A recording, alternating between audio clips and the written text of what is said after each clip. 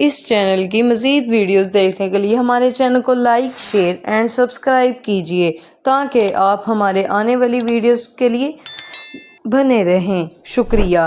वो हर हाल में अल्जाइमर नामी बीमारी की दवा बनाना चाहता था। अल्जाइमर एक ऐसी बीमारी है जिसमें धीरे धीरे मरीज की याददाश्त कमजोर होने लगती है और एंड में वो इंसान अपना नाम तक भूल जाता है। अब विल का इस दुनिया में अपने फादर के अलावा और कोई था भी नहीं, इसलिए वो अपने फादर को खुद से दूर होते नहीं देख सकता था। विल दिन रात मेहनत करके फाइनली एक दवा बना लेता है, लेकिन सबसे पहले इंसान पर इस दवा को टेस्ट करना एक रिस्की काम था। इसलिए ये दवा सबसे पहले एक फीमेल चिंपैंजी पर टेस्ट किया जाता है और जो रिजल्ट सामने आया उसने सबको हिलाकर रख दिया। इस दवा से वो फीमेल चिंपैंजी बहुत ज्यादा इंटेलिजेंट हो जाती है। विल जब उसकी इंटेलिजेंस देखता है तो उसे बहुत खुशी होती है और अब वो इस दवा को इंसानों पर इस्तेमाल करना चाहता है। विल सबसे पहले ये बात अपने सीनियर को बताता है और उसके बाद बोर्ड ऑफ मेंबर्स की एक मीटिंग रखी जाती है जहाँ पर वो अपनी प्रेजेंटेशन दे रहा होता है। विल की इस नई दवा से सबके सब बहुत खुश होते हैं क्योंकि इसके रिजल्ट्स बहुत ज्यादा पॉजिटिव थे। विल की प्रेजेंटेशन के दौरान दूसरी तरफ उस फीमेल चिंपैंजी को दिखाया जाता है जिसके ऊपर विल की दवा को इस्तेमाल किया गया था। वहाँ पर एक वर्कर आता है जो उसे वहाँ से दूसरी जगह शिफ्ट करना चाहता है, लेकिन आज उस चिंपैंजी का नेचर थोड़ा अलग था। वो उस जगह से दूसरी जगह शिफ्ट नहीं होना चाहती थी। जब वर्कर जबरदस्ती करता है तो उस चिंपैंजी को बहुत गुस्सा आता है। वो उस वर्कर का हाथ पकड़ लेती है और उसके बाद वहाँ से निकलकर चारों तरफ तोड़फोड़ करना शुरू कर देती है। वो काबू से बाहर हो गई और उस जगह पहुंच जाती है जहाँ पर बोर्ड ऑफ मेंबर्स की मीटिंग चल रही होती है। यहाँ पर विल चाहकर भी उसे कंट्रोल नहीं कर पाता क्योंकि ये चिंपैंजी बहुत ज्यादा गुस्से में होती है, इसलिए इस चिंपैंजी को गोली मारनी पड़ती है जिससे उस चिंपैंजी की मौके पर ही मौत हो गई। इस हादसे के बाद बोर्ड के मेंबर्स ने ये माना कि विल की दवा की वजह से ये चिंपैंजी एग्रेसिव हो गई थी और अब चिंपैंजी की मौत के साथ साथ विल का ये पूरा का पूरा एक्सपेरिमेंट भी पूरी तरह से खत्म हो गया है। बोर्ड के मेंबर्स ने लैब में रखे सारे चिंपैंजी को मारने का हुक्म दिया क्योंकि उन पर भी विल की बनाई हुई दवा का इस्तेमाल किया गया था। हालांकि विल अपने बॉस को कन्विंस करने की कोशिश करता है कि मेरी दवा में कोई प्रॉब्लम नहीं है, लेकिन उसका बॉस साफ साफ मना कर देता है। वो कहता है कि अगर तुम्हारी दवा में प्रॉब्लम नहीं होती तो वो चिंपैंजी इतना ज्यादा अग्रेसिव नहीं होती। विल की 5 सालों की एक्सपेरिमेंट अब जाया हो गई थी। वो अंदर लैब की तरफ जाता है, तभी उसके पास लैब का केयर टेकर आता है और उसे बताता है कि आपकी दवा में कोई भी प्रॉब्लम नहीं है। दरअसल चिंपैंजी आपकी दवा की वजह से अग्रेसिव नहीं हुई थी, बल्कि उसने उसी वक्त एक बच्चे को जन्म दिया था जिस वजह से वो गुस्से में आ गई थी क्योंकि उसे वहाँ से शिफ्ट किया जा रहा था। और अब विल को पूरी बात समझ में आ जाती है। वो वर्कर उसे कहता है कि मैंने बॉस के कहने पर उन सारे चिंपैंजीज को मार दिया और उस बच्चे को नहीं मार पाया जो अभी अभी पैदा हुआ है। उसके बाद विल बिना किसी को बताए चुपके से उस बच्चे को अपने घर ले आता है जहाँ पर विल के फादर भी होते हैं और यहाँ पर हमें दिखाया जाता है कि ये चिंपैंजी का बच्चा छोटा तो है लेकिन उसका दिमाग इंसानों की तरह तेज है। बहुत जल्दी वो विल के पिता से घुल मिल जाता है और विल के पिता उसे नाम देते हैं सीजर। धीरे धीरे 3 साल बीत जाते हैं और अब वो चिंपैंजी का बच्चा जिसका नाम सीजर है वो बहुत ज्यादा स्मार्ट हो चुका है। वो पढ़ सकता है, गेम्स खेलता है और बिल्कुल इंसानों की तरह हर एक काम को करता है। बस वो सिर्फ एक चीज नहीं कर सकता और वो है इंसानों की तरह बोलना, पर वो इंसानों की बातचीत को अच्छी तरह से समझ सकता है। वहीं विल के पिता को दिखाया जाता है जिनकी अल्जाइमर बीमारी की वजह से दिमागी हालत काफी ज्यादा खराब हो चुकी है, यहाँ तक कि उनकी नर्स भी उनका ध्यान रखने से मना कर देती है। वो विल से कहती है कि तुम्हारे पिता को अब हॉस्पिटल की जरूरत है, घर पर उनका टेक केयर नहीं किया जा सकता। विल अपने पिता की हालत देखकर उसे बहुत दुख होता है और अगले दिन जब वो लैब में जाता है तो चुपके से उस दवा को लेकर आता है जो उसने सीजर की मॉम को और बाकी चिंपैंजीज को दी थी और ये दफा उसने स्पेशली अपने पिता के अल्जाइमर बीमारी के लिए बनाई थी। वो जानता था कि उसके पिता का बचना अब नामुमकिन है, इसलिए वो ये रिस्क लेता है और अपने पिता को अल्जाइमर की वो दवा इंजेक्ट कर देता है। विल के पिता पहले इंसान होते हैं जिनके ऊपर इस अल्जाइमर की दवा को यूज किया जाता है। विल रात भर सो नहीं पाता क्योंकि उसे डर लगता है कि कहीं उसके पिता को कुछ हो न जाए और अगली सुबह विल देखता है कि उसके पिता पियानो बजा रहे हैं। वो पूरी तरह से ठीक हो चुके हैं। विल ये देखकर बहुत खुश होता है, यानी उसकी दवा ने उसके पिता को पूरी तरह से ठीक कर दिया है। वहीं हमें सीजर को दिखाया जाता है जो खिड़की से कुछ बच्चों को साइकिल चलाते हुए देखता है। सीजर का भी मन करता है कि वो भी उन बच्चों की तरह साइकिल चलाए, इसलिए वो पड़ोस के घर में चला जाता है, पर इस घर का मालिक बहुत ही खड़ूस इंसान था। वो सीजर को देख लेता है। अब वो सीजर को मारने के लिए बेसबॉल का बैट उठाकर उस पर हमला कर देता है, लेकिन उससे पहले कि वो उसे बुरी तरह से मारता, यहाँ पर विल और उसके पिता सीजर को बचा लेते हैं। विल पड़ोसी को समझाने की कोशिश करता है कि ये सिर्फ खेलने की कोशिश कोशिश कर रहा था। इससे तुम्हें कोई खतरा नहीं है। पड़ोसी कहता है कि ये मेरे बच्चों को नुकसान पहुंचा सकता है और अगर ये बंदर का बच्चा दोबारा यहाँ पर आया तो मैं इसे मार दूंगा। यहाँ पर सीजर के पैर पर चोट लग गई होती है, इसलिए विल उसे डॉक्टर कैरोलिन के पास ले जाता है और जब कैरोलिन उसका इलाज करती है तो उसे पता चलता है कि ये बहुत ज्यादा इंटेलिजेंट है क्योंकि सीजर विल से इशारों में बात कर रहा होता है। जल्द ही विल और डॉक्टर कैरोलिन की आपस में दोस्ती हो जाती है। कैरोलिन को सीजर बहुत पसंद आ जाता है, इसलिए वो विल के घर आना शुरू कर देती है, जहाँ उसे पता चलता है कि सीजर हमेशा घर पर रहता है, उसे बाहर नहीं ले जाया जाता, इसीलिए सीजर हमेशा खिड़की से बाहर देखता रहता है। कैरोलिन विल से कहती है कि हमें उसे बाहर ले जाना चाहिए। विल को ये आइडिया पसंद आया और अगले दिन विल और कैरोलिन सीजर को पास के एक जंगल में ले गए जिसका नाम रेडवुड है। वह खूबसूरत जंगल सीजर के लिए किसी जन्नत से कम नहीं था। सीजर को ये जगह बहुत पसंद आई और इसी तरह से 2 साल और बीत जाते हैं। अब विल और कैरोलिन एक दूसरे के साथ रिलेशनशिप में आ चुके हैं। सीजर भी अब बड़ा हो चुका है और ये लोग हमेशा उस जंगल में आते। एक दिन जब ये लोग रेडवुड जंगल में होते हैं तो वहाँ एक फैमिली आती है जिनके पास एक डॉग होता है जिसके गले में पट्टा बांधा गया होता है। वो डॉग सीजर पर भौंकने लग जाता है जिसे देखकर सीजर बहुत ज्यादा मायूस हो जाता है। सीजर इसलिए मायूस नहीं होता कि डॉग ने उस पर भौंका, बल्कि वो डॉग के गले में पट्टा देख लेता है और पट्टा तो उसके गले में भी विल ने बांधा था। वो विल से इशारे में पूछता है, क्या मैं तुम्हारा कोई पालतू जानवर हूँ? जिस पर विल जवाब देता है, नहीं, तुम पालतू नहीं हो, तुम मेरे बेटे हो। पर सीजर अब समझदार हो चुका था। वो अपने बारे में जानना चाहता था कि वो कौन है और कहाँ से आया है, इसलिए विल सीजर को अपनी लैब के बाहर ले जाता है और बताता है कि तुम्हारी मॉम यहाँ पर थी, हमने उसके ऊपर एक दवा का इस्तेमाल किया था और उसी दवा की वजह से आज तुम इतने ज्यादा इंटेलिजेंट हो। अब सीजर को अपने बारे में सब कुछ पता चल चुका है। इसके बाद ये लोग घर आते हैं जहाँ पर विल के पिता को दिखाया जाता है जिनकी अल्जाइमर बीमारी अब वापस पहले जैसी हो चुकी है। वो चम्मच के उल्टे तरफ से खाना खाने लगा। विल समझ गया कि अब इस दवा ने उसके पिता के दिमाग पर असर करना छोड़ दिया है। इस बात से विल बहुत परेशान होता है और जब विल काम पर गया होता है तो विल के पिता का गाड़ी चलाने का मूड हो जाता है, लेकिन अल्जाइमर बीमारी की वजह से वो भूल चुके होते हैं कि गाड़ी को ड्राइव कैसे किया जाता है। जब वो कार स्टार्ट करता है तो उसे कार कंट्रोल नहीं हो पाती, इसलिए वो सीधा जाकर अपने पड़ोसी की गाड़ी को टक्कर मार देता है। पड़ोसी जब यह सब कुछ देखता है तो वो जल्दी से बाहर आ जाता है। ये वही पड़ोसी है जिसने कुछ साल पहले सीजर को मारा था और अब वो विल के पिता को कॉलर से पकड़कर गाड़ी से बाहर निकालता है, उन्हें मारने लगता है। तभी अचानक खिड़की से सीजर की नजर उन पर पड़ती है और जब वह देखता है कि उनका पड़ोसी विल के पिता को मार रहा है तो वह अपने आप को कंट्रोल नहीं कर पाता। वो बाहर आता है और उस पर हमला कर देता है। सीजर इतना गुस्से में आ गया होता है कि वो उस पड़ोसी की उंगली काट लेता है, जिसके बाद उनका पड़ोसी विल के चिंपैंजी सीजर पर कोर्ट में केस करता है। इसीलिए कोर्ट ये फैसला करती है कि अब सीजर को घर पर नहीं रखा जा सकता। तब यहाँ एनिमल कंट्रोल टीम आती है और वो सीजर को उस जगह ले जाते हैं जहाँ पर और भी चिंपैंजीज रहते हैं। सीजर को लगा कि वो यहाँ घूमने के लिए आया है, इसलिए वो एक्टिविटी हॉल को देखकर खुश था, लेकिन उसे पता नहीं था कि अब वो यहाँ हमेशा के लिए कैद रहने वाला है। सीजर जब विल को यहाँ से जाते देखता है तो वो उसके पास दौड़कर आता है, लेकिन अब सीजर उस जगह में कैद हो चुका था। सीजर विल के पास आया और शीशे के दूसरी ओर से इशारे करने लगा कि मुझे भी अपने साथ ले चलो, लेकिन विल मजबूर है और वो कहता है कि तुम्हें अब यहीं पर रहना होगा। इस बात से सीजर को बहुत दुख होता है और विल उसे यहीं पर छोड़कर चला जाता है। दूसरी तरफ विल के पिता को दिखाया जाता है जो एक बार फिर पूरी तरह से अल्जाइमर के शिकार हो चुके हैं और विल अब पहले से भी ज्यादा स्ट्रॉन्ग दवा बनाएगा ताकि वो अपने पिता की बीमारी को हमेशा के लिए ठीक कर दे। विल यह बात अपने बॉस को बताता है कि वह दवा जो मैंने पहले बनाई थी मैंने अपने पिता के ऊपर इस्तेमाल की थी, वो पूरी तरह से ठीक हो गए थे, लेकिन ज्यादा वक्त तक नहीं। अब वो दोबारा से कमजोर हो रहे हैं, इसलिए अब मैं पहले से भी ज्यादा स्ट्रॉन्ग दवा बनाना चाहता हूँ। उसका बॉस उसे इजाजत दे देता है। दूसरी तरफ सीजर को दिखाया जाता है जो बहुत ही ज्यादा उदास था। उसे उम्मीद थी कि जल्द विल आकर उसे घर ले जाएगा। वो सामने की दीवार पर चौक से एक ड्राइंग बनाता है जो कि उस खिड़की का नक्शा था जिससे वो अपने घर से बाहर देखा करता था। वो अपने घर को बहुत ज्यादा मिस कर रहा था। इधर विल दिन रात कड़ी मेहनत के बाद वो दवा बना लेता है। अब इस दवा को एक चिंपैंजी पर यूज करने की तैयारी की जाती है और जब दवा को उसकी बॉडी में इंजेक्ट किया जा रहा होता है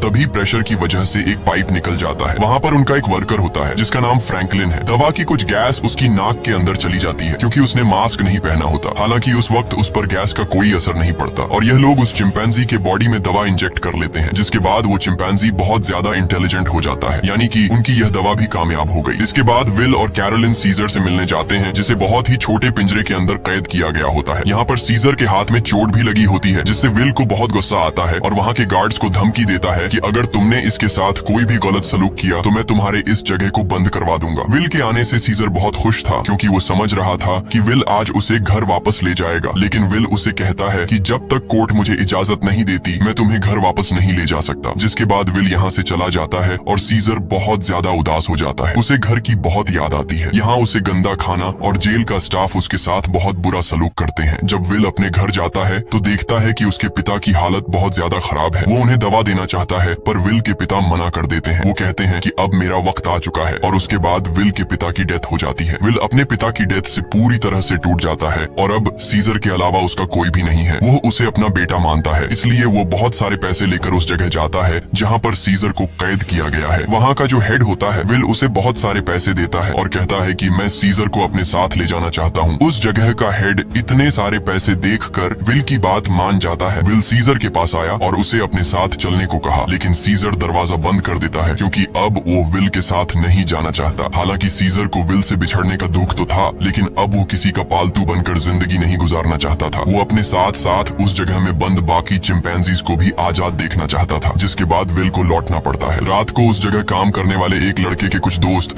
यहाँ पर चिंपैंजीज को देखने के लिए आते हैं और जब इनमें से एक लड़का सीजर के पास आता है तो सीजर उसे पकड़कर अपनी तरफ खींचता है और उसकी जेब से चाकू निकाल लेता है। उस चाकू से सीजर रात को अपने सेल का गेट खोल लेता है। उसके बाद वो सेल से निकलकर चुपके से छत के रास्ते से होते हुए सीधा विल के घर पहुंच जाता है, जहाँ पर उसे वो नई दवा मिल जाती है जो विल ने अल्जाइमर के नए पेशेंट्स के लिए बनाई थी। और अब इस दवा को लेकर वापस वो उसी जगह आ जाता है जहाँ पर बाकी चिंपैंजीज को कैद किया गया है और वहाँ पर उस दवा को खोल देता है, जिससे सारी की सारी गैस चिंपैंजीज इनहेल कर लेते हैं। जिसके बाद सबके सब चिंपैंजीज सीजर की तरह इंटेलिजेंट हो जाते हैं। उनके अंदर सोचने समझने की शक्ति आ जाती है और सीजर का पहला मिशन भी यही था कि सब चिंपैंजीज मेरी तरह इंटेलिजेंट हो जाएं, तभी हम सब इस जगह से भाग पाएंगे। और वो ऐसा करने में कामयाब हो गया। लेकिन दूसरी तरफ फ्रैंकलिन, जिसका गलती से वो गैस नाक के जरिए अंदर चली गई थी, उसकी डेथ हो जाती है। इसका मतलब ये है कि यह दवा सिर्फ चिंपैंजीज पर असर करती है और इंसानों को यह दवा मार देती है। वहीं सीजर को दिखाया जाता है जो अब बाकी चिंपैंजीज के साथ उस जगह से भागना चाहता है, लेकिन तभी वहाँ का एक वर्कर जो सब चिंपैंजीज को बहुत टॉर्चर किया करता था वो आ जाता है और जब वो अपनी करंट वाली स्टिक से उन्हें करंट लगाने की कोशिश करता है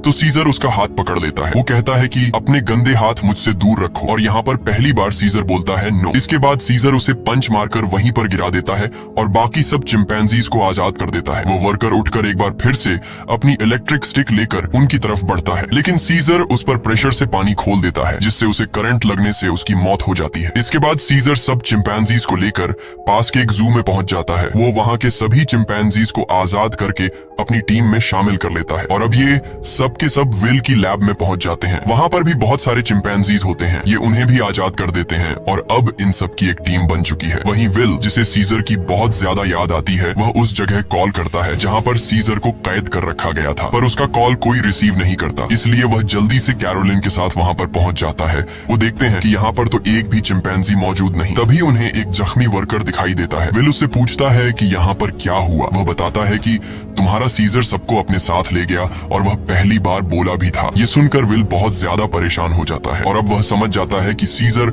अपने सभी साथियों के साथ रेडवुड जा रहा है, जहाँ पर बचपन में उसे ले जाया करता था। सीजर शहर के रास्ते से अपने साथियों के साथ आगे की तरफ बढ़ रहा होता है। रास्ते में एक ब्रिज आता है जहाँ पर पुलिस उनका रास्ता रोक लेती है और इसके बाद चिंपैंजीज और पुलिस के बीच में एक बहुत बड़ी फाइट होती है। हालांकि सीजर का मकसद इंसानों को चोट पहुंचाना नहीं था, बल्कि अपने चिंपैंजी भाइयों को आजाद करके उन्हें रेडवुड जंगल तक पहुंचाना था। उनके ऊपर हेलीकॉप्टर से हमला किया जाता है और जब सीजर को नुकसान पहुंचने वाला होता है तो तभी वहां पर एक गोरिल्ला हेलीकॉप्टर के ऊपर कूद जाता है और हेलीकॉप्टर को क्रैश कर देता है, जिससे उसकी जान चली जाती है। और तभी वहां पर कोबा नामी चिंपैंजी आता है। कोबा वही चिंपैंजी है जिसकी बॉडी पर लैब में एक्सपेरिमेंट किया गया था, जो उस आदमी को मार देता है जो हेलीकॉप्टर से उन पर गोलियां चला रहा था। यहाँ जब एक गोरिल्ला पुलिस वाले को चीरने वाला था तब सीजर उसे रोक लेता है, क्योंकि सीजर पुलिस वालों को रोकना चाहता था, उन्हें मारना नहीं। अब ये सब के सब ब्रिज को क्रॉस कर रेडवुड पार्क पहुंच जाते हैं, जहाँ पर विल भी कुछ देर में पहुंच जाता है। वो सीजर को आवाजें देने लगता है। इस दौरान एक दूसरा चिंपैंजी विल पर हमला करने वाला होता है कि तभी सीजर उसे रोकता है। विल सीजर से कहता है कि तुम मेरे साथ घर चलो, नाराजगी छोड़ दो, नहीं तो पुलिस तुम सबको मार देगी। सीजर विल को अपने गले लगाता है और उसके कान में कहता है कि अब यही मेरा घर है। और विल समझ जाता है कि सीजर को उसकी दुनिया मिल चुकी है, वह उसके साथ लौट कर नहीं आएगा। विल सीजर से कहता है ठीक है, ये तुम्हारी जिंदगी है, जी लो इसे। जिसके बाद विल सीजर को यहीं छोड़कर चला जाता है। अब सीजर और उसके साथियों की यह एक नई दुनिया है और सीजर इन सब का लीडर है। वहीं हमें विल के पड़ोसी को दिखाया जाता है जिसकी उंगली सीजर ने काटी थी और अचानक उसकी नाक से खून निकलने लगता है। दरअसल फ्रैंकलिन, जो विल का कोलीग था जिसने एक्सपेरिमेंट के दौरान गैस इनहेल कर ली थी, वो ये सब कुछ बताने के लिए विल के घर आया था। लेकिन विल घर पर न होने की वजह से फ्रैंकलिन उसके पड़ोसी के पास गया। अचानक उसे खांसी आई जिससे खून के छींटे उसके ऊपर गिर गए और अब ये भी उस वायरस से इन्फेक्टेड है। दरअसल ये एक पायलट होता है है जो कि इंटरनेशनल फ्लाइट्स उड़ाता है। इसका मतलब ये वायरस पूरी दुनिया में फैला देगा जिससे पूरी दुनिया बदल जाएगी, और होता भी ऐसा ही है। इस मूवी का सेकंड पार्ट 2014 में आया था जिसमें दिखाया जाता है कि वायरस को फैले हुए आज 10 साल हो चुके हैं और दुनिया से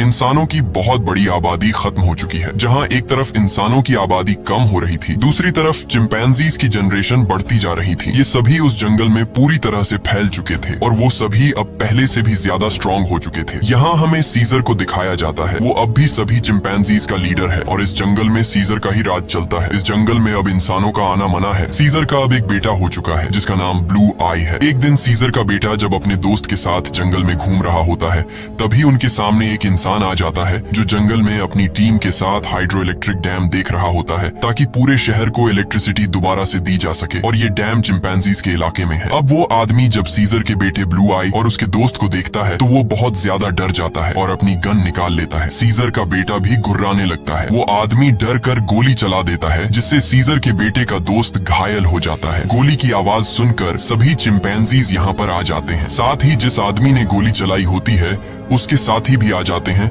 जो यहाँ पर डैम ढूंढ रहे होते हैं। चिंपैंजीज उन्हें मारना चाहते हैं। वो सब उन लोगों पर बहुत ज्यादा गुस्सा होते हैं। तभी इंसानों के ग्रुप का लीडर आगे आता है जिसका नाम मैल्कम है। वो सीजर से बात करता है। वो उसे बताता है कि हम यहाँ पर किसी को नुकसान पहुँचाने के लिए नहीं आए, हम तो बस यहाँ सिर्फ शहर की बिजली ठीक करने के लिए डैम ढूंढ रहे हैं। सीजर उससे कहता है चलो ठीक है, इस बार तुम आ गए लेकिन दोबारा यहाँ पर मत आना, तुम सब यहाँ से चले जाओ। अब वो सब के सब यहाँ से चले जाते हैं और इन्हीं चिंपैंजीज में जो कोबा होता है जिसके ऊपर कभी इंसानों ने एक्सपेरिमेंट्स किए थे, जो इंसानों से बहुत ज्यादा नफरत करता है, वो सभी चिंपैंजीज से कहता है कि इंसान दोबारा से हमारे इलाके में आ गए हैं, वो हमें फिर से नुकसान पहुंचाएंगे, इसलिए इंसानों को हमें अपनी ताकत दिखानी होगी। और सीजर भी अब उसकी बातों में आ जाता है और ये सब तय करते हैं कि ये इंसानों की बस्ती में जाएंगे। और अब सीजर अपने घोड़े पर बैठकर सबके आगे होता है, उसके साथ सभी चिंपैंजीज इंसानों के इलाके में जाते हैं। यहाँ पर दिखाया जाता है कि जो पहले रोशनियों से चमकने वाला एक खूबसूरत शहर हुआ करता था अब वो पूरी तरह से वीरान हो चुका है। यहाँ पर टेक्नोलॉजी और बहुत सारी चीजें अब पूरी तरह से खत्म हो चुकी हैं। सीजर अपनी पूरी सेना को लेकर इंसानों के इलाके में पहुंच जाता है जहाँ पर मैल्कम एक बार फिर से सीजर के सामने आता है और वो सीजर से कहता है कि हम तुमसे माफी मांग चुके हैं। सीजर कहता है कि आज के बाद अगर हमारे इलाके में कोई भी आया तो हम उसे मार देंगे। हम युद्ध नहीं चाहते, लेकिन अगर इंसानों ने दोबारा हमारे इलाके में आने की कोशिश की तो हम किसी को नहीं छोड़ेंगे। यहाँ पर कोबा भी होता है। कोबा चाहता है कि वो इंसानों से युद्ध लड़े, लेकिन सीजर इंसानों को वार्निंग देकर यहाँ से पूरी सेना के साथ निकल जाता है। वही मैल्कम को दिखाया जाता है जो बहुत ज्यादा परेशान होता है क्योंकि जिस जगह में ये लोग रह रहे थे वहाँ पर बिजली नहीं थी और उनका पावर प्लांट खास उसी जगह में था जहाँ पर चिंपैंजीज का इलाका था। वहाँ पर जाना मतलब अपनी मौत को दावत देना है, लेकिन सारी जिंदगी ये लोग बिना इलेक्ट्रिसिटी के तो नहीं रह सकते थे, इसलिए उन्हें हर हाल में वहाँ पर जाकर बिजली ठीक करनी थी। मैल्कम अपने सीनियर से कहता है कि हमें एक बार सीजर से बात करके देखना चाहिए, क्या पता वो हमारी तकलीफ को समझ ले। जिसके बाद मैल्कम अपनी फैमिली और एक ग्रुप लेकर वहाँ जंगल के बाहर पहुँच जाता है। मैल्कम जब सीजर को अपनी सारी सिचुएशन बताता है तो सीजर समझ जाता है क्योंकि वो इंसानों के साथ रह चुका है। उसे पता है कि इलेक्ट्रिसिटी का मतलब क्या है और इंसानों के लिए वो कितनी जरूरी है। सीजर कहता है ठीक है, तुम लोग अंदर आ सकते हो, मगर एक शर्त पर, तुम्हें सारे हथियार हमारे हवाले करने होंगे। मैल्कम मान जाता है और अब अपनी टीम के साथ वो उस जगह पहुंच जाता है जहां पर पावर प्लांट है और इसके बाद ये लोग वहां पर काम करना शुरू कर देते हैं। मैल्कम की वाइफ और उसका बेटा चिंपैंजीज के बच्चों से बहुत जल्दी घुल मिल जाते हैं और जब ये लोग पावर प्लांट पर काम कर रहे होते हैं तभी एक चिंपैंजी को वहां पर छुपी हुई एक गन मिलती है और वो गन सीधा वो लेकर जाता है सीजर के पास। और जब सीजर को पता चलता है कि इंसान अपने साथ छुपाकर यहाँ पर गन लाए हैं तो उसका गुस्सा एक बार फिर से भड़क जाता है और वो मैल्कम और उसके साथियों से कहता है तुम जंगल छोड़कर चले जाओ। लेकिन तभी सीजर को पता चलता है कि उसकी पत्नी जो बहुत लंबे समय से बीमार थी, मैल्कम की पत्नी ने उसे दवा दी थी जिससे अब वो पूरी तरह से ठीक हो गई। ये देखकर सीजर इंसानों को एक और मौका देता है। वो कहता है तुम्हारे पास एक दिन और है, तुम इस पूरे पावर प्लांट को ठीक कर सकते हो और इसके बाद यहाँ से चले जाना। दरअसल मैल्कम का एक साथी जो कभी एक पुलिस ऑफिसर हुआ करता था, उसे चिंपैंजीज पर बिल्कुल भरोसा नहीं है। वो उनसे नफरत करता है और वो यहाँ पर गन्स लेकर आया होता है। उनके पास और भी गन्स होते हैं और जब ये लोग गन्स एक दूसरे को पास कर रहे होते हैं तो ऊपर से कोबा देख लेता है। कोबा गुस्से से लाल हो जाता है कि ये इंसान तो बिल्कुल भी भरोसे के लायक नहीं है और कोबा इंसानों से बहुत ज्यादा नफरत करता है और वो जल्दी से सीजर के पास जाता है। जाता है। वो उसे बताता है कि इंसानों के पास और भी हथियार हैं, इंसान भरोसे के लायक नहीं है, तुम्हें उन्हें हमारे इलाके से निकालना होगा। जिस पर सीजर उसे सब्र रखने को कहता है। इस बात से कोबा को गुस्सा आता है। वो कहता है तुम्हें अपने साथियों की बिल्कुल भी परवाह नहीं है, तुम इंसानों से प्यार करते हो क्योंकि तुम भी उन्हीं में से एक हो। और अब सीजर को इस बात पर गुस्सा आता है और वो कोबा पर हमला कर देता है। सीजर उसे बहुत बुरी तरह से घायल कर देता है। कोबा अब बदले की आग में जलने लगा। वो यहाँ से सीधा उस जगह जाता है जहाँ पर इंसान और उनके हथियार हैं। वो वहाँ से इंसानों के हथियार लेता है और बहुत सारे इंसानों को मार देता है। और उन्हें मारने के बाद वापस वो अपने इलाके में आता है जहाँ पर वो अपने ही चिंपैंजीज के कई घरों को आग लगा देता है। और जब मौका देखता है कि सीजर बिल्कुल अकेला है, उसके पास कोई भी नहीं है, तो वो चुपके से सीजर को भी गोली मार देता है। सीजर वहीं झाड़ियों में गिर जाता है। इसके बाद कोबा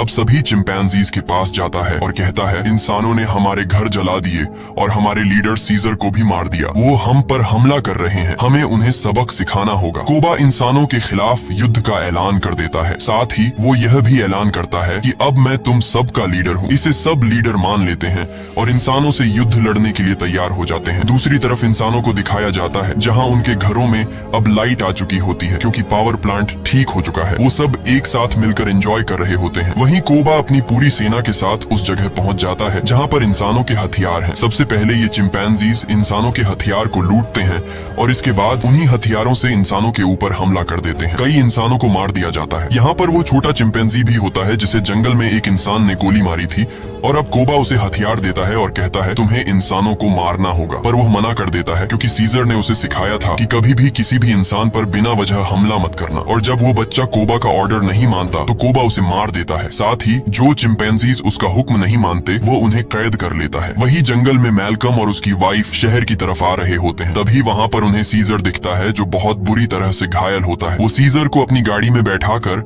अपने घर ले आते हैं। वो उसका ट्रीटमेंट करते हैं और सीजर का अच्छी तरह से ख्याल रखते हैं जिससे सीजर की जान में दोबारा जान आ जाती है। सीजर के होश में आने के बाद वो उन्हें बताता है कि मेरे पर हमला मेरे साथी ने किया है जिसका नाम है कोबा। मैल्कम को भी यहाँ पर पूरी बात समझ में आ जाती है। सीजर पूरी तरह से ठीक नहीं था, इसीलिए उसे पूरी तरह से रिकवर करने के लिए मैल्कम मेडिसिन लाने के लिए स्टोर पर जाता है और तभी उसके सामने सीजर का बेटा आ जाता है जिसके हाथ में गन होती है। वो मैल्कम को शूट करने वाला होता है कि मैल्कम उसे बता देता है तुम्हारे पिता सीजर अब भी जिंदा हैं, वो हमारे पास हैं और उन्हें और किसी ने नहीं बल्कि कोबा ने शूट किया है। इसके बाद मैल्कम सीजर के बेटे को अपने घर ले आता है। वो अपने पिता को जिंदा देखकर बहुत खुश हो जाता है जहाँ पर सीजर का बेटा सीजर को बताता है कि किस तरह से कोबा ने अपने आप को लीडर बनाया और उसने बाहर की दुनिया में मासूम लोगों की जान ली। सीजर के बेटे को भी अब पता चल चुका है कि उसके पिता सीजर पर और किसी ने नहीं बल्कि कोबा ने गोली चलाई थी। इसीलिए अब वह वापस उसी जगह जाता है जहाँ पर कोबा ने इंसानों को और बहुत सारे चिंपैंजीज को बंदी बनाकर रखा है। सीजर का बेटा सबको आजाद कर देता है। मैल्कम भी उनका साथ देता है और वो उन सबको टावर के अंदर ले आता है जहाँ पर उसकी मुलाकात वही पुलिस ऑफिसर से होती है। वह ऑफिसर मैल्कम को बताता है कि इलेक्ट्रिसिटी आने के बाद मैंने रेडियो से आर्मी के साथ कांटेक्ट कर लिया है और बहुत जल्द बहुत बड़ी आर्मी की सेना यहाँ पर आने वाली है जो सभी चिंपैंजीज का खात्मा कर देगी। साथ ही वह यह भी बताता है कि मैंने टावर के ऊपर बहुत सारे बॉम्ब्स को फिट कर दिया है ताकि जब चिंपैंजीज टावर के ऊपर चढ़ेंगे तो मैं बॉम्ब को ब्लास्ट करके उन सब चिंपैंजीज को मार दूंगा। हालांकि इसमें उसकी खुद भी जान चली जाएगी। उसके हाथ में रिमोट कंट्रोल होता है और अब ये देखने के बाद मैल्कम और सभी इंसान वहाँ से भागना शुरू कर देते हैं। वहीं सीजर को दिखाया जाता है जो अब यहाँ पर पहुंच चुका है। उसका सामना कोबा से होता है और कोबा और उसके बीच फाइट शुरू हो जाती है। सीजर को जिंदा देखकर बाकी चिंपैंजीज भी कोबा की गद्दारी को जान चुके हैं। वहीं हमें उस पुलिस ऑफिसर को दिखाया जाता है जो टाउन के एक हिस्से को बॉम्ब से ब्लास्ट कर देता है जिसमें कई सारे चिंपैंजीज मारे जाते हैं, लेकिन कोबा, सीजर और उसके कई साथी अब भी जिंदा हैं। जब कोबा देखता है कि बहुत सारे चिंपैंजीज वापस सीजर को सपोर्ट करने लगे हैं तो वह उन सब पर गोलियां चलाना शुरू कर देता है। तभी सीजर काफी ऊंचाई से कोबा पर हमला कर देता है और उसे बिल्डिंग से नीचे धकेल देता है। कोबा लोहे की रॉड से लटक जाता है। अब वह सीजर से कहता है प्लीज मुझे बचा लो, जिसके बाद सीजर उसका हाथ पकड़ लेता है, लेकिन कोबा ने जो किया है उसे माफ नहीं किया जा सकता। इसीलिए सीजर उसका हाथ छोड़कर उसे नीचे गिरा देता है जिससे उसकी मौत हो जाती है। और अब मैल्कम और सीजर एक दूसरे के सामने होते हैं। ये दोनों एक दूसरे से हाथ मिलाते हैं, यानी कि यह दोनों अब अच्छे दोस्त हैं जैसे कभी सीजर विल का हुआ करता था। मैल्कम सीजर को बताता है कि बहुत जल्दी यहाँ पर आर्मी आने वाली है, तुम सबको यहाँ से निकलना होगा ताकि इस जंग को रोका जा सके। सीजर कहता है कि अब इंसानों और चिंपैंजीज के बीच जो वॉर है उसे कभी खत्म नहीं किया जा सकता। इसी के साथ यह कहानी खत्म हो जाती है। अगर वीडियो आपको अच्छी लगी हो तो हमारे चैनल को सब्सक्राइब और वीडियो को लाइक जरूर कीजिएगा एंड सब्सक्राइब कीजिए ताकि आप हमारे आने वाली वीडियोस के लिए बने रहें। शुक्रिया।